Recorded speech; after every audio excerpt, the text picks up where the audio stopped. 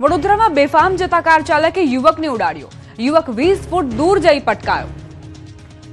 વડોદરામાં પૂરપાટ ઝડપે આવતા કાર ચાલકે એક બાઇક સવાર યુવકને જોરદાર ટક્કર મારી હતી. શહેરના છાણી ટીપી 13 વિસ્તારમાં એક બાઇક સવાર રોડ પરથી પસાર થઈ રહ્યો હતો. આ સમયે પાછળથી આવી રહેલી કારે બાઇકને જોરદાર ટક્કર મારી હતી, જેના પગલે બાઇક ચાલક બાઇક પરથી નીચે પટકાયો હતો. સ્પીડ બ્રેકર હોવા છતાં કાર ચાલક પૂરપાટ ઝડપે જઈ રહ્યો હતો, જેના કારણે અકસ્માત સર્જાયો. યુવક બાઇક સાથે હવામાં ફંગોળાઈને 20 ફૂટ દૂર જઈને પટકાયો હતો. અકસ્માત સર્જાયા બાદ કાર ચાલકે યુવકને કણસતો જોઈ તેની મદદ કરવાની જગ્યાએ તાત્કાલિક કારનું ફેરવી કાર વળાવીને ત્યાંથી રફુ ચક્કર થઈ ગયો હતો. જે બાદ અકસ્માત સર્જાવાના પગલે ત્યાં આસપાસ લોકોના ટોળા એકત્ર થઈ ગયા હતા. યુવકને સારવાર માટે નજીકની હોસ્પિટલમાં ખસેડ્યો હતો. ત્યારે આવા કાર ચાલકો સામે કાર્યવાહી કરવાની માંગ ઉઠી છે. જેતપુર નજીક 150ની સ્પીડે દોડતી કાર ડિવાઈડર સાથે અથડાઈ. રીલ્સના ચક્કરમાં 2 યુવકના મોત. રાજકોટ પોરબંદર હાઈવે પર જેતપુર નજીક પેડલા ચોકડી પાસે ગમખ્વાર અકસ્માત સર્જાયો. 150ની પૂરપાટ ઝડપે આવતી કાર ડિવાઈડર સાથે અથડાઈને ગોથા ખાઈ ગઈ હતી. કાર જેતપુરથી ધોરાજી તરફ પૂરપાટ ઝડપે જઈ રહી હતી. બાલકૃષ્ણ ફાર્મ પાસે નવી નકોર કાર ચાલકે સ્ટીયરિંગ પરનો કાબુ ગુમાવતા કાર પહેલા ડિવાઈડર અને ત્યારબાદ ફાર્મની દિવાલ સાથે ધડાકાભેર અથડાઈ. અકસ્માત એટલો ભીષણ હતો કે કારના ફૂટચા ઉડી ગયા હતા. કારનું બોનેટ અને પાછળનું ટાયર ઉખડીને રસ્તા પર દૂર સુધી ફંગોળાઈ ગયા હતા. કારમાં કુલ 3 મિત્રો સવાર હતા. અકસ્માતમાં 2 યુવાનના મોત થયા છે, જ્યારે એકની હાલત ગંભીર છે. અકસ્માતના પગલે લોકોના ટોળા ભેગા થઈ ગયા હતા. ઇજાગ્રસ્તોને કારમાંથી બહાર કાઢી હોસ્પિટલે ખસેડ્યા હતા. આ ઘટનાની સૌથી ચોંકાવનારી બાબત એ છે કે અકસ્માત સર્જાયાની થોડી જ ક્ષણો પહેલા આ યુવકોએ કાર 118 કિલોમીટર પ્રતિ કલાકની ઝડપે દોડતા હોવાનો વિડીયો ઇન્સ્ટાગ્રામ પર સ્ટોરી તરીકે અપલોડ કર્યો હતો. સોશિયલ મીડિયા પર ગતિનું પ્રદર્શન કરવાની ઘેલછા અંતે આશાસ્પદ યુવકો માટે કાળ સાબિત થઈ. દ્વારકા અને પ્રાંતિજમાં જોવા મળ્યો રફતારનો કહેર. ખેતરમાં સૂતેલા પરિવાર પર ક્રેન ફરી વળી. દ્વારકાના નાગેશ્વર રોડ પર બોલેરો અને કાર વચ્ચે ગંભીર અકસ્માત સર્જાયો. બંને વાહનો વચ્ચે અથડામણ થતા બોલેરો અનિયંત્રિત બની ડિવાઈડર સાથે અથડાઈ ગઈ. અકસ્માતમાં એક વ્યક્તિને ગંભીર ઈજાઓ પહોંચતા તેમને તરત જ એમ્બ્યુલન્સ દ્વારા સરકારી હોસ્પિટલમાં સારવાર માટે ખસેડવામાં આવ્યા. ઘટનામાં બંને વાહનોને ભારે નુકસાન પહોંચ્યું છે. અકસ્માતની જાણ થતાં પોલીસ સ્થળ પર પહોંચી વધુ તપાસ હાથ ધરી છે. સાબરકાંઠામાં સર્જાયો ભયાનક અકસ્માત. પ્રાંતિજના નનાનપુરમાં ખેતરમાં સૂતેલા પરિવાર પર ક્રેન ફરી વળી. ક્રેન નીચે કચડાતા બાળકનું ઘટના સ્થળે જ મોત નીપજ્યું. માતા પિતા અને બહેનને ઈજા પહોંચતા સારવાર માટે ખસેડાયા. ઘટનાની જાણ થતાં જ પોલીસે ઘટના સ્થળે પહોંચી વધુ કાર્યવાહી હાથ ધરી. ગીર સોમનાથમાં આમ આદમી પાર્ટીમાં પડ્યું ગાબડું.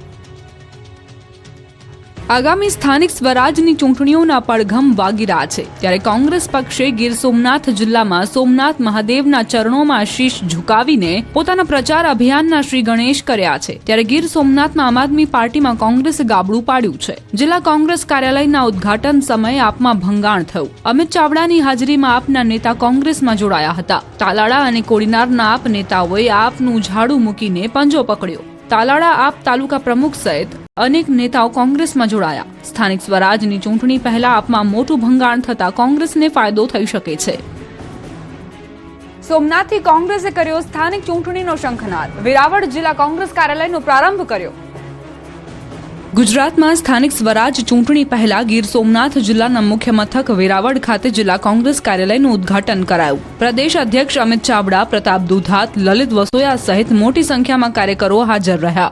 જે બાદ વેરાવળ બાયપાસ ખાતે જાહેર સભાનું આયોજન કરવામાં આવ્યું હતું. આ સભામાં પ્રદેશ અધ્યક્ષ અમિત ચાવડાએ કાર્યકરોને સંબોધતા ભાજપ અને આમ આદમી પાર્ટી પર આકરા પ્રહાર કર્યા હતા. પરંતુ કાર્યક્રમ દરમિયાન એક મહત્વની બાબત સૌના ધ્યાન ખેંચી રહી હતી. જિલ્લા કોંગ્રેસ કાર્યાલયના ઉદ્ઘાટન સમયે સોમનાથ વિધાનસભાના ધારાસભ્ય વિમલ ચુડાસમા તેમજ વેરાવળ શહેર અને તાલુકા કોંગ્રેસ પ્રમુખોની ગેરહાજરી સ્પષ્ટ જોવા મળી હતી. સ્થાનિક નેતાઓની ગેરહાજરીને લઈને અનેક રાજકીય સવાલો ઉઠ્યા છે. ખાસ કરીને કોંગ્રેસના નવનિયુક્ત જિલ્લા કોંગ્રેસ પ્રમુખ પુંજાભાઈ વંશ બન્યા બાદ આ પ્રથમ મોટો કાર્યક્રમ હતો. આવા મહત્વના કાર્યક્રમમાં કેટલાક મુખ્ય સ્થાનિક નેતાઓ હાજર ન રહેતા કોંગ્રેસમાં આંતરિક મતભેદો અથવા કકડાટ હોવાની ચર્ચાઓ પણ રાજકીય વર્તુળોમાં ચાલી રહી છે. જોકે આ મામલે પ્રદેશ અધ્યક્ષ અમિત ચાવડાએ વધુ ટિપ્પણી કરવાનું ટાળ્યું હતું. બીજી તરફ જિલ્લા કોંગ્રેસ પ્રમુખ પુંજાભાઈ વંશે કહ્યું કે જો કોઈ મતભેદો હશે તો કોંગ્રેસના નેતાઓ સાથે મળીને ચર્ચા કરીને તેનું નિરાકરણ લાવવામાં આવશે.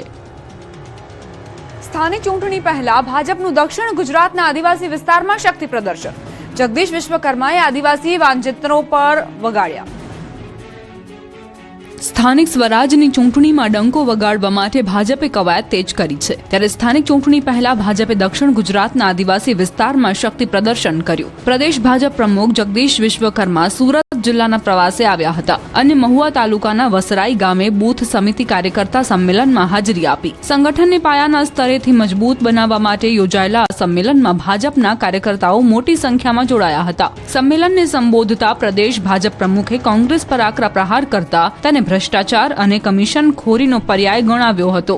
ગેસ સિલિન્ડરની અછત અને લાઈનો અંગે ચાલી રહેલી રાજનીતિને લઈને પણ તેમણે વિપક્ષની ટીકા કરી હતી. કાર્યક્રમમાં પ્રદેશ મહામંત્રી પ્રશાંત કોરાટ, સ્થાનિક ધારાસભ્યો, સાંસદો અને જિલ્લા ભાજપના પદાધિકારીઓ પણ ઉપસ્થિત રહ્યા હતા. આ પ્રસંગે મોટી સંખ્યામાં લોકો ઉમટી પડ્યા હતા. જગદીશ વિશ્વકર્માએ સ્ટેજ પરથી ઢોલ વગાડ્યો હતો. પોરબંદરના સાંસદ અને કેન્દ્રીય મંત્રી ડોક્ટર મનસુખ માંડવિયાએ જૂનાગઢના ઘેડ પંથકની લીધી મુલાકાત. પોરબંદરના સાંસદ અને કેન્દ્રીય મંત્રી ડોક્ટર મનસુખ માંડવિયાએ જૂનાગઢના ઘેડ પંથકની મુલાકાત લીધી હતી. આ દરમિયાન તેઓએ વરસાદી પાણીના ભરાવાની સમસ્યાના કાયમી ઉકેલ માટે ચાલી રહેલી યોજનાની સમીક્ષા કરી હતી. તેમણે મેખડી ગામે સાબલી નદીને ઊંડી કરવાની કામગીરી અને ફૂલરામા ગામ નજીકના પ્રોજેક્ટનું નિરીક્ષણ કર્યું. કેન્દ્રીય મંત્રીએ ઘેડ પંથકમાં વરસાદી પાણી ભરાવાનું કાયમી ધોરણે ઉકેલ આવે અને તે કામની ગુણવત્તા જળવાય, સુવ્યવસ્થિત રીતે કામ કરવામાં આવે અને સમય મર્યાદામાં કામ પૂર્ણ થાય તે માટે જરૂરી દિશા નિર્દેશો આપ્યા હતા. ઉપરાંત સંલગ્ન અધિકારીઓને પણ સતત કામ પર દેખરેખ રાખવાની સૂચના આપી હતી. આ પ્રવાસ દરમિયાન તેમણે સ્થાનિક ગ્રામજનો સાથે પણ સંવાદ કરી તેમના પ્રતિભાવો મેળવ્યા હતા. અમરેલી અને જૂનાગઢથી સફેદ દૂધના નામે ઝેરના વેપલાનો પર્દાફાશ. હજારો લીટર નકલી દૂધ પકડાયું. અમરેલી જિલ્લાના ખાંભા તાલુકાના ઇંગોરાળા ગામેથી સફેદ દૂધના નામે કાળા કારોબારનો પર્દાફાશ થયો છે. સફેદ દૂધના નામે ઝેરનો વેપલો કરતા ખાંભા પોલીસ અને ફૂડ સેફટી વિભાગને મળેલી ચોક્કસ બાતમીના આધારે ઇંગોરાળામાં રાણા જે સાસુસરા અને રાજુ જસા આલના રહેણાંક મકાનોમાં તપાસ હાથ ધરવામાં આવી હતી. આ દરોડા દરમિયાન સ્થળ પરથી 220 લીટર નકલી દૂધ, 213 કિલો દૂધ બનાવવાનો પાવડર, 43.4 કિલો વનસ્પતિ તેલનો જથ્થો મળી આવ્યો હતો. કુલ 78,820 રૂપિયાનો મુદ્દામાલ જપ્ત કરાયો. સ્થળ પર જ નકલી દૂધનો નાશ કરાયો હતો, જ્યારે નકલી દૂધના નમૂના FSLમાં મોકલાયા હતા.